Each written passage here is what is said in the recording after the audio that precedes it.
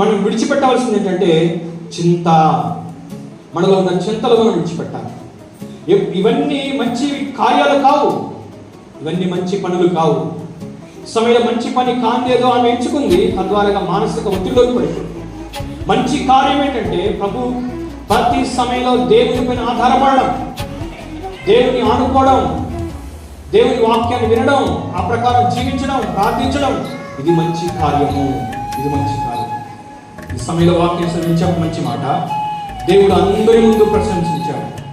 12 మంది శిష్యుల ముందు, జనసమూహం ముందు విమర్శించిన, తొందరగా మాట్లాడిన మార్త ముందు మరియను అభినందించాడు. ఏమని? మంచి కార్యం చేసింది. ఒకసారి ఆ భాగం మళ్ళీ ఒకసారి చదువుదాం. ఆమె యొద్ద నుండి తీసివేయబడదని ఆమెతో చెప్పెను. ఆమె యొద్ద నుండి తీసివేయబడదు. ఏంటి అది? మంచి కార్యము తీసివేయబడదు. ఆమె చేసిన మంచి కార్యం, ఆమె చేసిన మంచి పని ఆమె యొద్ద నుండి తీసివేయబడదు. లేదా సమయంలో దేవుని బట్టి చేసిన ప్రతి కార్యం అది మంచి కార్యమే.